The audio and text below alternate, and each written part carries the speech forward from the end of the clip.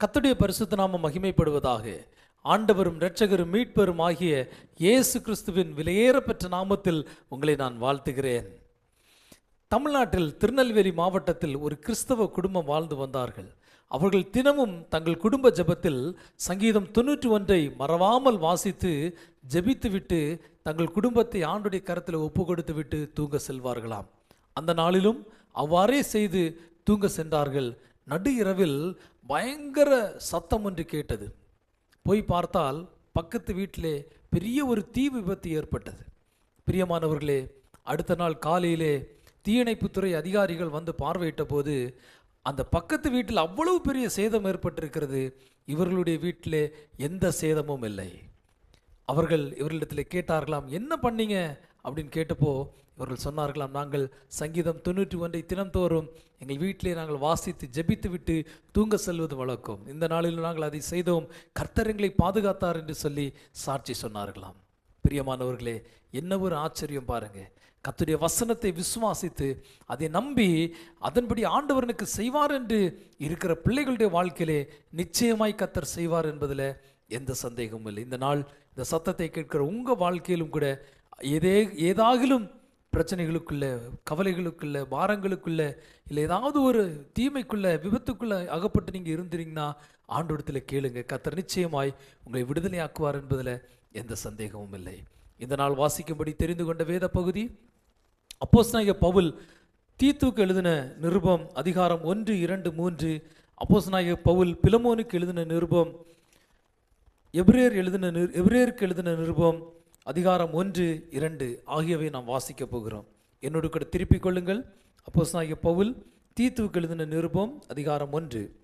தேவனுடைய ஊழியக்காரனும் இயேசு கிறிஸ்துவனுடைய அப்போஸ்தலனும் ஆகிய பவுல் பொதுவான விசுவாசத்தின்படி உத்தம குமாரனாகிய தீத்துவுக்கு எழுதுகிறதாவது, பிதாவாகிய தேவனாலும் நம்முடைய இரட்சகராய் இருக்கிற கர்த்தராகிய இயேசு கிறிஸ்துவினாலும் கிருபையும் இரக்கமும் சமாதானமும் உண்டாவதாக.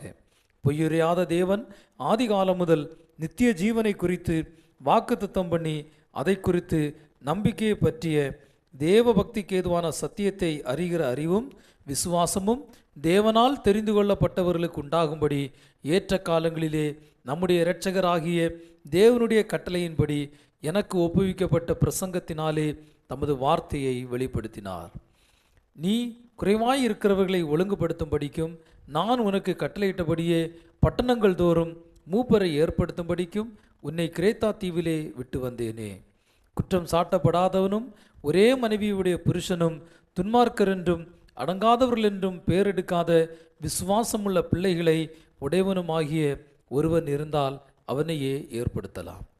ஏனெனில் கண்காணியானவன் தேவனுடைய உக்ரானக்காரனுக்கு ஏற்ற விதமாய் குற்றம் சாட்டப்படாதவனும் தன் இஷ்டப்படி செய்யாதவனும் முற்கோபம் இல்லாதவனும் மதுவான பிரியம் இல்லாதவனும் அடியாதவனும் இழிவான ஆதாயத்தை இச்சியாதவனும் அந்நியரை உபசரிக்கிறவனும் நல்லோர் மேலும் பிரியமுள்ளவனும் தெளிந்த புத்தியுள்ளவனும் நீதிமானும் பரிசுத்தவானும் இச்சையடக்கம் உள்ளவனும் ஆரோக்கியமான உபதேசத்தினாலே புத்தி சொல்லவும் எதிர்பேசுகிறவர்களை கண்டனம் பண்ணவும் வல்லவனுமாயிருக்கும்படி நான் போதிக்கப்பட்டதற்கேற்ற உண்மையான வசனத்தை நன்றாய் பற்றிக்கொள்வனுமாய் இருக்க வேண்டும். அநேகர் விசேஷமாய் விருத்த சேதனம் உள்ளவர்கள் அடங்காதவர்களும் வீண் பேச்சுக்காரரும் மனதை மயக்கிறவர்களுமாய் இருக்கிறார்கள். அவளுடைய வாயை அடைக்க வேண்டும். அவர்கள் இழிவான ஆதாயத்துக்காக தகாதவிகளை உபதேசித்து முழு குடும்பங்களையும் கவிழ்த்து போடுகிறார்கள். கிரேத்தா தீவார், ஓயா பொய்யர், துஷ்ட மிருகங்கள், பெருவயிற்று சோம்பேறிகள் என்று அவர்களில் ஒருவனாகிய அவர்கள் தீர்க்கதரிசியானவனே சொல்லியிருக்கிறான். இந்த சாட்சி உண்மையாயிருக்கிறது. இது முகாந்திரமாக அவர்கள் யூதருடைய கட்டுக்கதைகளுக்கும் சத்தியத்தை விட்டு விலகுகிற மனுஷருடைய கற்பனைகளுக்கும் செவிகொடாமல் விசுவாசத்திலே ஆரோக்கியம் உள்ளவர்களாய் இருக்கும்படி நீ அவர்களை கண்டிப்பாய் கடிந்து கொள்.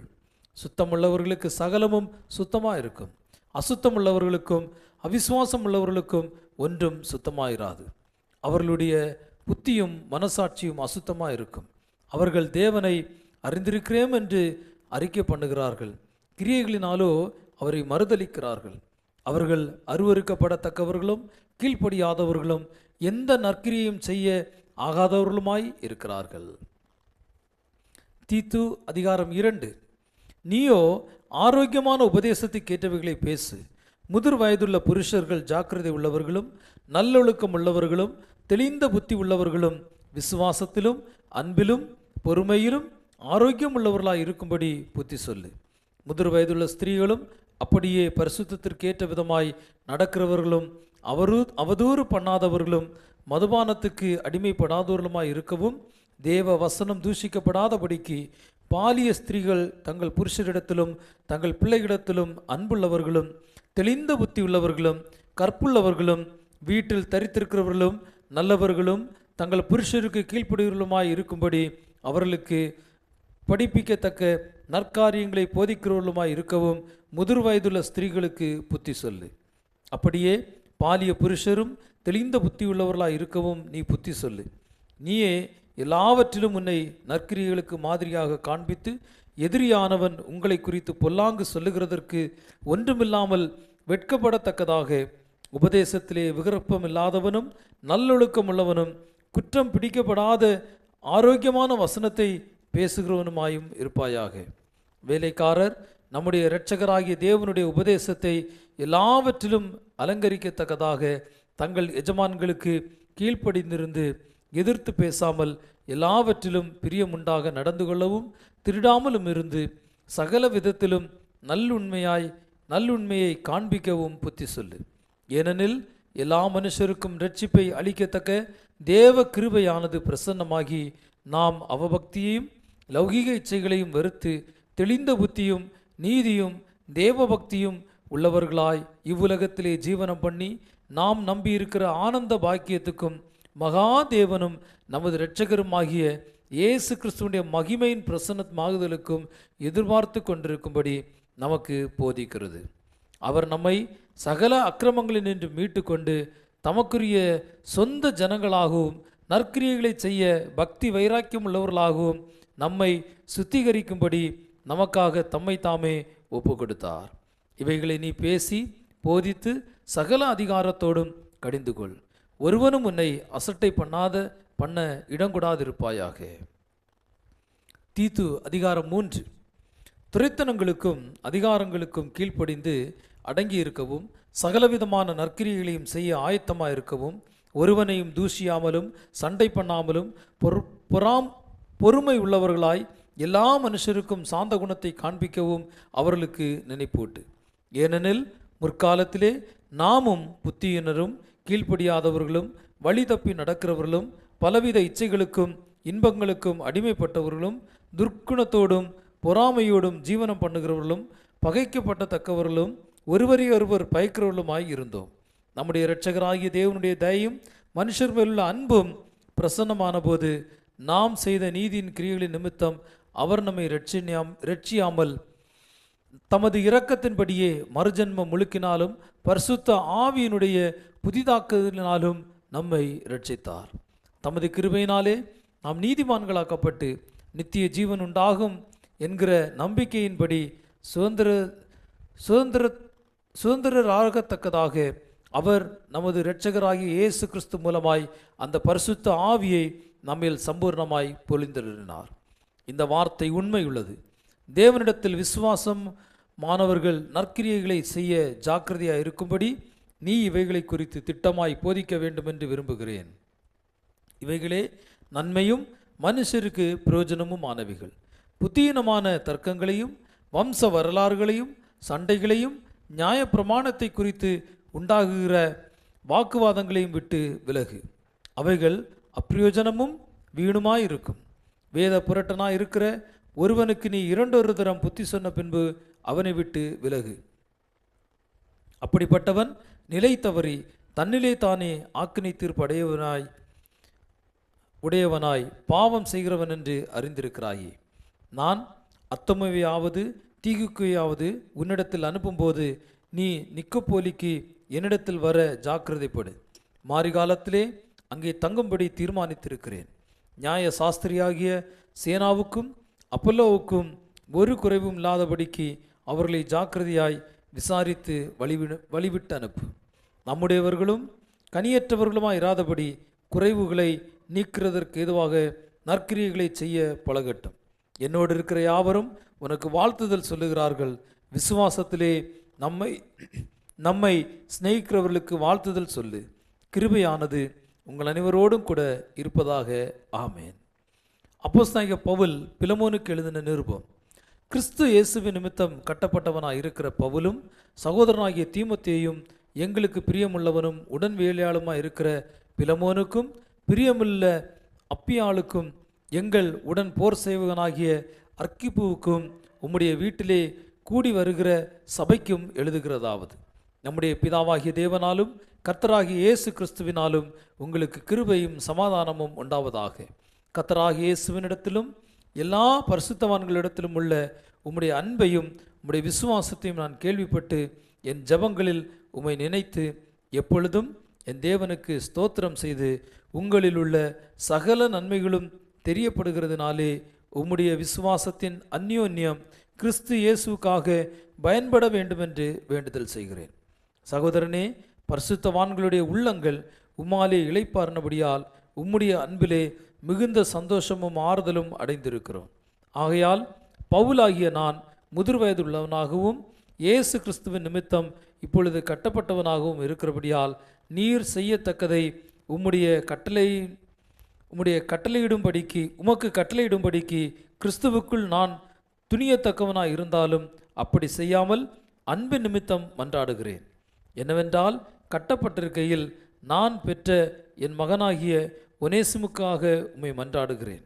முன்னே அவன் உமக்கு பிரயோஜனம் இல்லாதவன், இப்பொழுதோ உமக்கும் எனக்கும் பிரயோஜனம் உள்ளவன். அவனை நான் உம்மிடத்திற்கு அனுப்புகிறேன். என் உள்ளம் போலிருக்கிற அவனை நீர் ஏற்றுக்கொள்ளும். சுவிசேஷத்து நிமித்தம் கட்டப்பட்டிருக்கிற எனக்கு ஊழியம் செய்யும்படி உமக்கு பதிலாக அவனை என்னிடத்தில் வைத்து கொள்ள வேண்டும் என்றிருந்தேன். ஆனாலும் நீர் செய்யும் நன்மையை கட்டாயத்தினால் அல்ல, மனப்பூர்வமாய் செய்யத்தக்கதாக நான் உம்முடைய சம்மதி இல்லாமல் ஒன்றும் செய்ய எனக்கு மனதில்லை. அவன் என்றென்றைக்கும் உம்முடையவனாய் இருக்கும்படிக்கும் இனிமேல் அவன் அடிமையானவனாக அல்ல, அடிமையானவனுக்கு மேலானவனாகவும் பிரியமுள்ள சகோதரனுமாய் இருக்கும்படிக்கு கொஞ்ச காலம் உம்மை விட்டு பிரிந்து போனானாக்கும். எனக்கு அவன் பிரியமான சகோதரனானால் உமக்கு சரீரத்தின்படியேயும் கர்த்தருக்குள்ளும் எவ்வளவும் பிரியமுள்ளவனாய் இருக்க வேண்டும். ஆதலால் நீர் என்னை உம்மோடே ஐக்கியமானவன் என்று எண்ணினால் என்னை ஏற்றுக்கொள்வது போல அவனையும் ஏற்றுக்கொள்ளும். அவன் உமக்கு யாதொரு அநியாயம் செய்ததும் உம்மிடத்தில் கடன்பட்டதும் உண்டானால் அதை என் கணக்கிலே வைத்து கொள்ளும். பவுலாகிய நான் இதை என் சொந்த கையாலே எழுதினேன். நான் அதை செலுத்தி தீர்ப்பேன். நீர் உம்மை தாமே எனக்கு கடனாக செலுத்த வேண்டும் என்று நான் உமக்கு சொல்ல வேண்டியதில்லையே. ஆம் சகோதரனே, கர்த்தருக்குள் உம்மாலே எனக்கு பிரயோஜனம் உண்டாகட்டும். கர்த்தருக்குள் என் உள்ளத்தை இளைப்பார பண்ணும். நான் சொல்லுகிறதிலும் அதிகமாய் செய்வீர் என்று அறிந்து இதற்கு நீர் இணங்குவீர் என்று நிச்சயித்து உமக்கு எழுதியிருக்கிறேன். மேலும் உங்கள் விண்ணப்பங்களினாலே நான் உங்களுக்கு அனுகிரகப்படுவேன் என்று நம்பியிருக்கிறபடியால் நான் இருக்கும்படிக்கு ஓரிடத்தை எனக்காக ஆயத்தம் பண்ணும். கிறிஸ்து இயேசுவின் நிமித்தம் என்னோடே கூட காவலில் வைக்கப்பட்டிருக்கிற எப்பாப்பிராவும் என் உடன் வேலையாட்களாகிய மார்க்குவும் அரிஸ்தர்க்கும் தேமாவும் லூக்காவுக்கும் உமக்கு வாழ்த்துதல் சொல்லுகிறார்கள். நம்முடைய கர்த்தராகிய இயேசு கிறிஸ்துவின் கிருபை உங்கள் ஆவியுடனே கூட இருப்பதாக. ஆமேன். எபிரேயருக்கு எழுதின நிருபம் அதிகாரம் 1. பூர்வ காலங்களில் பங்கு பங்காகவும் வகை வகையாகவும் தீர்க்கதரிசிகள் மூலமாய் பிதாக்களுக்கு திருவுளம் பற்றின தேவன் இந்த கடைசி நாட்களில் குமாரன் மூலமாய் தமக்கு திருவுளம் பற்றினார். இவரே சர்வத்துக்கும் சுதந்திரவாளியாக நியமித்தார். இவரை கொண்டு உலகங்களையும் உண்டாக்கினார். இவர் அவருடைய மகிமையின் பிரகாசமும் அவருடைய தன்மையின் சொரூபமாய் இருந்து சர்வத்தையும் தம்முடைய வல்லமையுள்ள வசனத்தினாலே தாங்குகிறவராய் தம்மாலே தாமே நம்முடைய பாவங்களை நீக்கும் சுத்திகரிப்பை உண்டு பண்ணி உன்னதத்தில் உள்ள மகத்துவமானவருடைய வலது பாரசத்திலே உட்கார்ந்தார். இவர் தேவதூரை பார்க்கிலும் எவ்வளவு விசேஷித்த நாமத்தை சுதந்திரித்து கொண்டாரோ அவ்வளவு அதிகமாய் அவர்களிலும் மேன்மை உள்ளவரானார். எப்படியெனில், நீர் என்னுடைய குமாரன், இன்று நான் உம்மை ஜனிப்பித்தேன் என்றும் நான் அவருக்கு பிதாவாயிருப்பேன், அவர் எனக்கு குமாரனாயிருப்பார் என்றும் அவர் தூதர்களில் யாருக்காவது எப்போதாகிலும் சொன்னதுண்டோ? மேலும் தமது முதற் பேரானவரை உலகத்தில் பிரவேசிக்க செய்தபோது தேவதூதர் யாவரும் அவரை தொழுது கொள்ள கடவர்கள் என்றார். தேவதூதரை குறித்தோ தம்முடைய தூதர்களை காற்றுகளாகவும் தம்முடைய ஊழியக்காரரை அக்கினி ஜுவாலிகளாகவும் செய்கிறார் என்று சொல்லியிருக்கிறது. குமாரனை நோக்கி, தேவனே, உம்முடைய சிங்காசனம் என்றென்றைக்கும் உள்ளது. உம்முடைய ராஜ்யத்தின் செங்கோல் நீதியுள்ள செங்கோலாய் இருக்கிறது. நீர் நீதியை விரும்பி அக்கிரமத்தை வெறுத்திருக்கிறீர்.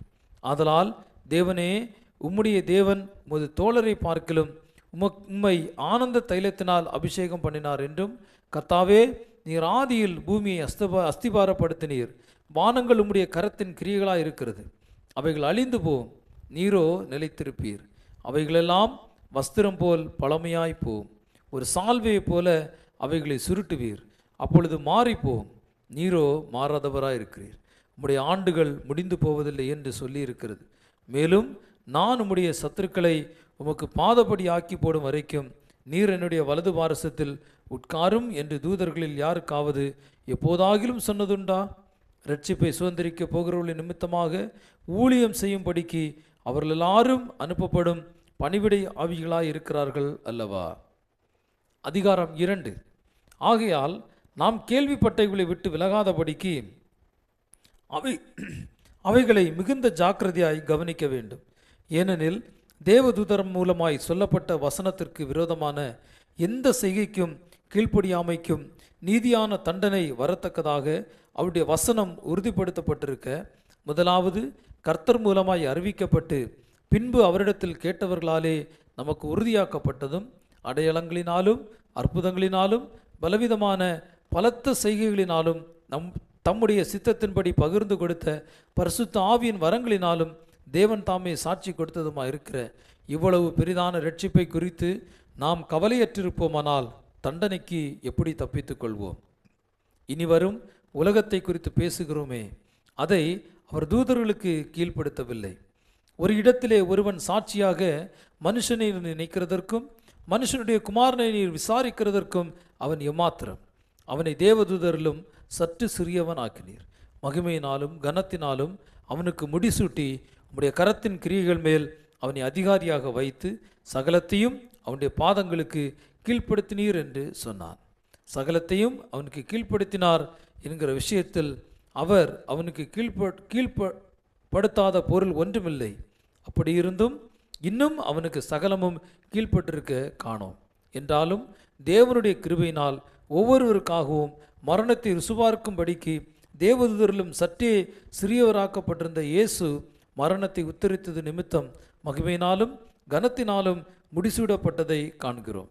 ஏனென்றால் தமக்காகவும் தம்மாலேயும் சகலத்தையும் உண்டாக்கினவர் அநேகம் பிள்ளைகளை மகிமையில் கொண்டு வந்து சேர்க்கையில் அவருடைய இரட்சிப்பின் அதிபதியை உபத்திரவங்களினாலே பூரணப்படுத்துகிறது அவருக்கு ஏற்றதாயிருந்தது. எப்படியெனில் பரிசுத்தம் செய்கிறவரும் பரிசுத்தம் செய்யப்படுகிறவருமாகிய யாவரும் ஒருவராலே உண்டாயிருக்கிறார்கள். இது நிமித்தம் அவர்களை சகோதரர் என்று சொல்ல அவர் வெட்கப்படாமல், உம்முடைய நாமத்தை என் சகோதரருக்கு அறிவித்து சபை நடுவில் உம்மை துதித்து பாடுவேன் என்றும், நான் அவரிடத்தில் நம்பிக்கையாக இருப்பேன் என்றும், இதோ நானும் தேவன் எனக்கு கொடுத்த பிள்ளைகளும் என்று சொல்லி இருக்கிறார். ஆதலால் பிள்ளைகள் மாம்சத்தையும் இரத்தத்தையும் உடையவர்களாக இருக்க அவரும் அவர்களைப் போல மாம்சத்தையும் இரத்தத்தையும் உடையவரானார். மரணத்துக்கு அதிகாரியாகிய பிசாசானவரை தமது மரணத்தினாலே அழிக்கும்படிக்கு ஜீவகாலமெல்லாம் மரண பயத்தினாலே அடிமைத்தனத்திற்குள்ளானவர்கள் யாவரும் என்னை விடுதலை பண்ணும்படிக்கும் அப்படியானார். ஆதலால் அவர் தேவதூதருக்கு உதவியாக கை கொடாமல் ஆபிரகாமின் சந்ததிக்கு உதவியாக கை கொடுத்தார்.